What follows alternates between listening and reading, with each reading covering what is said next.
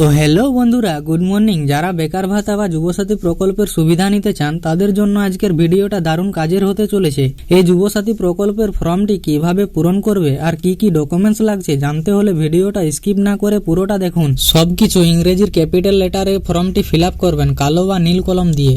ডান দিকের ওপরের বক্সে আপনার রঙিন পাসপোর্ট সাইজ ছবি আঠা দিয়ে লাগান এবং ছবির উপর এমন ভাবে সই করুন যাতে অর্ধেক সই ছবির উপর এবং অর্ধেক ফর্মের উপর থাকে। প্রথমের এই ঘরটা আপনারা ফাঁকা রেখে দিবেন এবং তার নিচের ঘরে আপনার 12 সংখ্যার আধার কার্ড নাম্বারটি লিখে দিবেন কোনো গ্যাপ ছাড়া। এখানে আপনার নাম লিখে দিবেন মাধ্যমিক পরীক্ষার সার্টিফিকেট অনুযায়ী। আর এখানে আপনার চালু থাকা মোবাইল নাম্বার দিবেন যা ব্যাংক অ্যাকাউন্টের সাথে যুক্ত থাকা দরকার। আর এখানে আপনার ইমেল আইডি থাকলে সেটি লিখে দিবেন, না থাকলে ফাঁকা রাখতে পারেন। তার নিচে আপনার লিঙ্গ অনুযায়ী নির্দিষ্ট বক্সে টিক দিয়ে দিবেন। আর এই জায়গায় আপনার জন্ম তারিখটা লিখে দিবেন অ্যাডমিট অনুযায়ী। 2026 সালের 1 এপ্রিল অনুযায়ী আপনার বয়স কত বছর তার ডান দিকের বক্সে লিখে দিবেন। আর এখানে আপনার বাবার নাম লিখে দেবেন আর তার নিচে আপনার মায়ের নাম লিখে দেবেন। আপনি যদি বিবাহিত হন আপনার স্বামী বা স্ত্রীর নাম এখানে লিখে দিবেন। আপনি যদি জেনারেল না হন তবে এসসি এসটি ওবিসি বক্সে টিক দিয়ে আর নিচে আপনার কাস্ট সার্টিফিকেট নাম্বারটি লিখে দিবেন।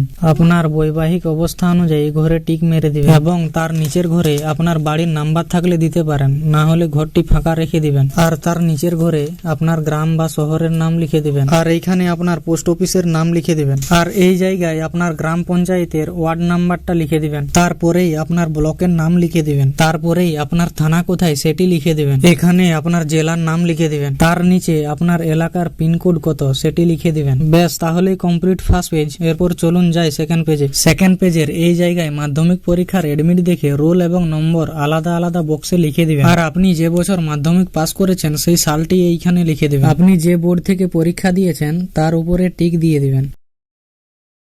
আপনার শিক্ষাগত যোগ্যতা এইখানে লিখে দিবেন। মাধ্যমিক করা থাকলে মাধ্যমিক, উচ্চ মাধ্যমিক করা থাকলে হায়ার সেকেন্ডারি বা উচ্চ মাধ্যমিক লিখতে পারো, বা গ্রাজুয়েট থাকলে গ্রাজুয়েট লিখে দিবেন। আর বর্তমানে আপনি কি করেন সেটা এখানে লিখে দিবেন। যেহেতু এটা বেকার ভাতার আবেদন তাই এখানে আনএমপ্লয়েড বা বেকার লেখাই নিয়ম। আর যদি স্টুডেন্ট হয়ে থাকেন তো স্টুডেন্ট বলে লিখে দিবেন। আর এখানে আপনার যে ব্যাংকে খাতা খোলা আছে সেই ব্যাংকের নাম লিখে দিবেন, যেমন এসবিআই, পাঞ্জাব, ইউকো। আর তার নিচে ব্যাংকের ব্রাঞ্চ বা শাখা লিখে দিবেন। খুব সাবধানে আপনার অ্যাকাউন্ট নম্বরটি এখানে প্রতিটি ঘরে একটি করে সংখ্যা লিখে পূরণ করুন, কেননা এটাতেই আপনার টাকা ঢুকবে। আপনার ব্যাংকের পাসবইয়ের প্রথম পাতায় থাকা 11 ডিজিটের আইএফসি কোডটি এখানে লিখে দিবেন।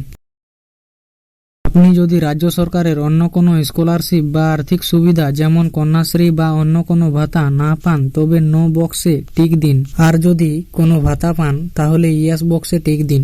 আর তার নিচের বক্সে আপনি যে ভাতাটা পান সেই ভাতাটির নাম বিস্তারিতভাবে এইখানে লিখে দিবেন। আপনার কাছে যে যে ডকুমেন্টস আছে এবং ফর্মে দিচ্ছেন তার পাশের বক্সগুলিতে টিক দিন, যেমন অ্যাডমিট কার্ডের ফটোকপি, মাধ্যমিক সার্টিফিকেটের ফটোকপি, আধার কার্ডের ফটোকপি, ভোটার কার্ডের ফটোকপি, ব্যাংকের পাসবইয়ের ফটোকপি, জাতিগত শংসাপত্র যদি থাকে যেমন এসসি এসটি ওবিসি এই বক্সে টিক দিন। যেদিন ফর্ম জমা দিবেন সেই দিনের তারিখ এইখানে দিয়ে দিবেন আর এইখানে একটা সই করে দিবেন। এই অংশটি অফিসের জন্য, তবে নিচের লাইনগুলো আপনার তথ্য দিয়ে পূরণ করে রাখতে পারেন। এই গ্যাপটাতে আপনার নাম লিখে দিবেন এবং পরের গ্যাপটাতে আপনার বাবার নাম লিখে দিবেন। এখানে তারিখটি দিয়ে দিবেন এবং তার নিচে আপনার সচল মোবাইল নাম্বারটি লিখে দিবেন। তারপরেই এখানে আপনার 12 সংখ্যার আধার নাম্বারটি লিখে দিবেন। ব্যাস, তাহলেই কমপ্লিট আমাদের এই যুবসাথী প্রকল্পের ফর্ম ফিল আপ। যান এবারে জমা দিয়ে আসুন।